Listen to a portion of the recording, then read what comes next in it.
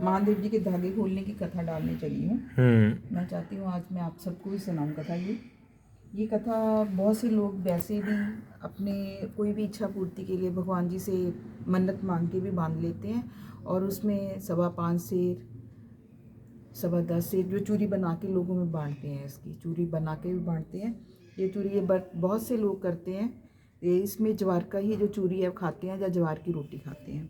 अब मैं कथा सुनिए, आप ध्यान से सुने कथा। ये एक राजा था और राजा महादेव जी के धागे बांधता था, कथा करता था। वो कहानी पढ़ के धागे ज्वार की चूरी बनाता और भगवान महादेव जी का माथा टेकता था।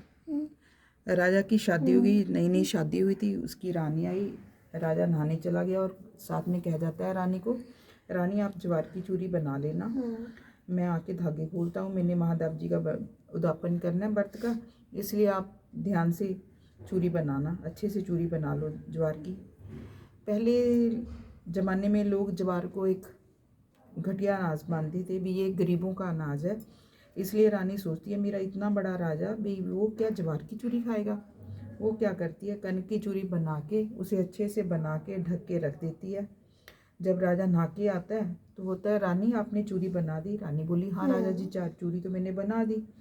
वो चूरी से जब कपड़ा उठाता है तो देखता है उसमें बहुत से कीड़े कीड़न चलने लग जाते हैं। वो कहता है रानी तुमने ये क्या किया, इस चूरी में तो कीड़े चल रहे हैं। बोली कि आप इतने बड़े राजा, आप ज्वार की चूरी खाओगे। नहीं रानी, बहुत माड़ा किया, इसलिए अब हमें ये जाना पड़ेगा। लोगों को बिना बताए हम पिछले गेट से निकल जाते हैं, हमारा समय अब बुरा होने वाला है, क्योंकि चूरी में किरण चल रहे, भगवान हम पे गुस्सा हो गए हैं। अब हमें जहाँ ये हम देश छोड़ के चले जाते हैं।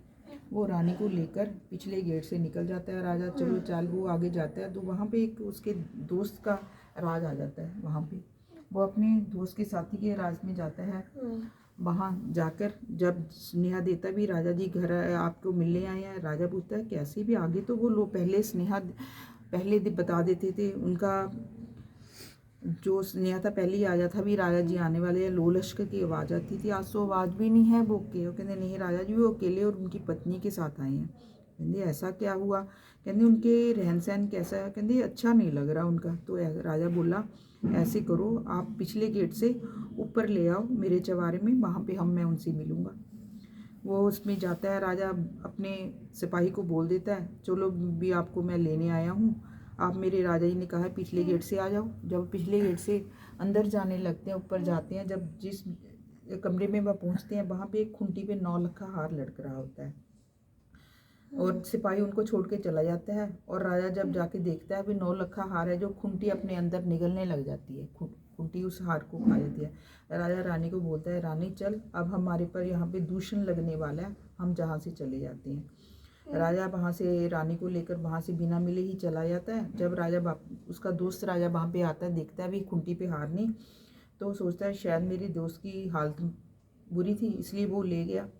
अगर वो राजा वहाँ पे होता तो ये दोस्त लग जाना था ना, उसने हार चुरा लिया। वहाँ से आगे चलते हैं, दोनों जाते हैं उन्हें रास्ते में बहुत सी भूख लगती है और कहीं भी खाना नहीं मिलता। एक नदी आ जाती है, और खाना तो नहीं मिल रहा, चलो नदी से मछली निकाल के खा लेते हैं, कोई हमें खाना नहीं दे रहा।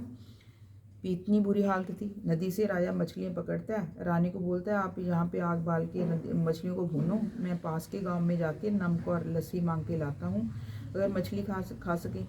रानी जब मछली भूनती है, आधी भुनी हुई मछली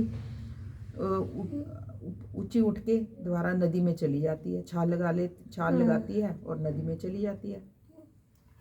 तो रानी बोलती है राजा रानी भीड़ पड़ी, भूजी मच्छी जल में गई। राजा रानी भीड़ गई, भूजी मच्छी जल में गई। जब इतने में राजा वापस आता है, वो क्या कहती है, सोचती है मैं क्या जवाब दूँ। राजा सोचेगा ये मछली एक भी नहीं, मैं अभी भी इतनी भी मेरे कारण इतना बुरा हुआ। राजा जब पूछता है रानी मछली कहाँ है, वो रानी कहती है मुझे तो इतनी भूख लगी थी, मैंने तो सारी खा ली। कोई बात नहीं, मतलब रानी झूठ बोलती है। रानी झूठ बोल देती है, अभी मैं राजा को नहीं तकलीफ होगी, भी भुजी हुई मछली भी जल में चली गई। वो आगे चल पाते हैं, चलते हैं आगे, राजा की बहन का देश आ जाता है। वो कहता है चलो बहन को भी मिल लेते हैं।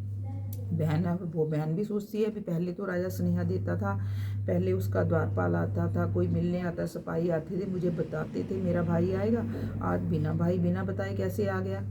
वो अपने सिपाही से पूछती है भी राजा कैसे है, कहते राजा और रानी अकेले हैं, उनके हवाल अच्छे नहीं है। कहते ऐसे करो आप उसे बाग में ठहरा दो। वह बाग में ठहरा देती है वहाँ पे, और खाना बनाती है। खाने में बहुत से हीरे जवाहरात बनाकर रोटी में डाल के ले जाती है, रोटी में। और जब जाके भाई को मिलती है, भाई से बड़े प्यार से मिलती है और रोटी दे देती है भी आप रोटी खा लेना, मैं आपको मिल के जाती हूँ। तो जब राजा रोटी खाने लगता है तो उसमें देखता है भी सभी जो हीरे जवाहरात थे कोले बने होते हैं, कोले वो सोचता है मेरी बहन ने मेरी हालत माड़ी थी इसलिए मुझे कोला डालकर खाना दे दिया। उसने क्या किया, बाग में जगह फूट के उसमें डाल दिया। जब जगह में नीचे रोटी को दबा के वहाँ से भी रानी से बोला, रानी अब हमारे हालात अच्छे नहीं हैं इसलिए हमें आगे जाना चाहिए, यहीं नहीं रहना चाहिए। आगे चले जाते हैं, वहाँ पे एक दूसरा देश में पहुँच जाते हैं। वहाँ पहुँच के एक भटारन होती है, भटारन दाने भूनने वाली, और दाना भून रही होती है। उसके कहते हैं हमें नौकरी दे दो।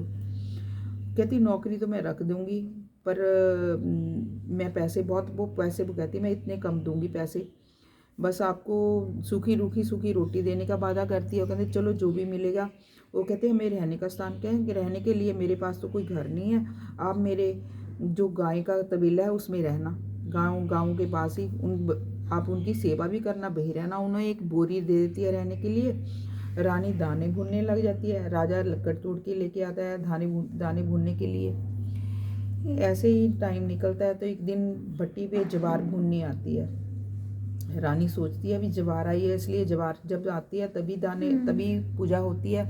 वो सभी से पूछती है जवार क्यों भूनने आई है, क्या कोई कारण है।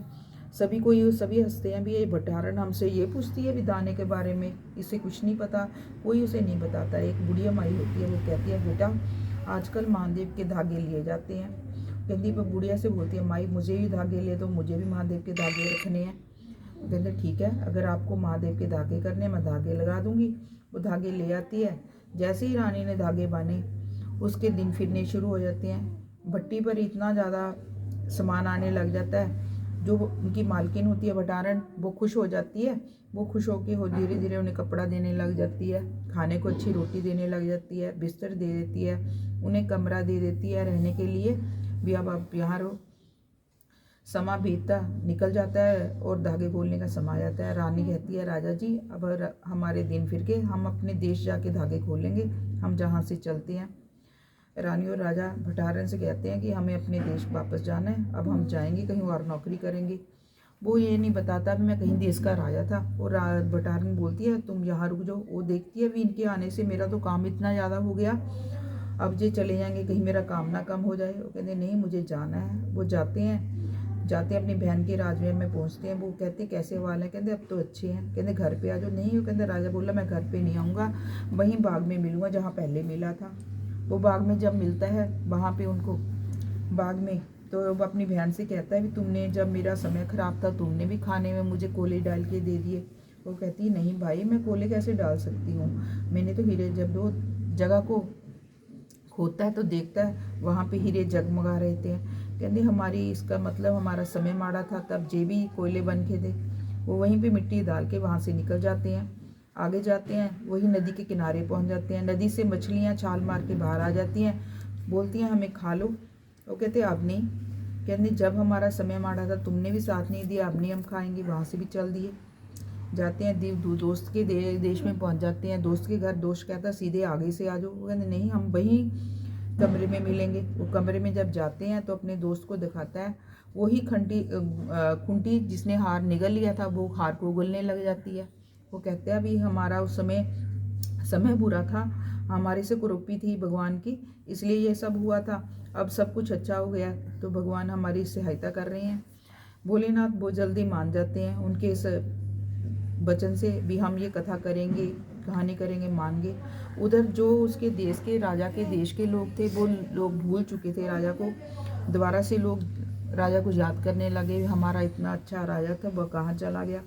शहर में सभी जगह राजा को ढूंढा जा रहा था। जब राजा रानी अपने देश पहुँचे तो लोग इतने खुश हुए, उन्होंने राजा जी को दोबारा से राज्याभिषेक की दे दिया।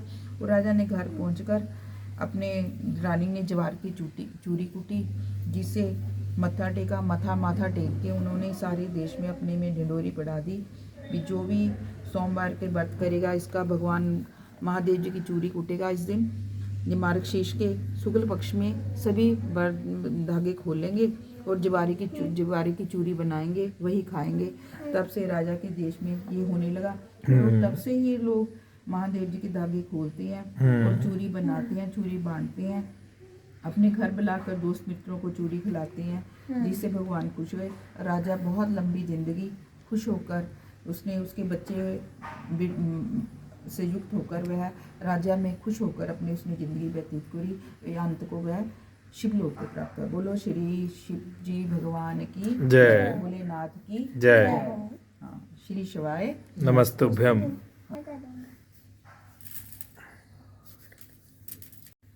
जय भम भोलेनाथ। धागे खोल के भगवान शंभू को चढ़ाए जा रहे हैं, शिव शंभू जी को। मम्मा आप भी चढ़ा दो। जय भोलेनाथ।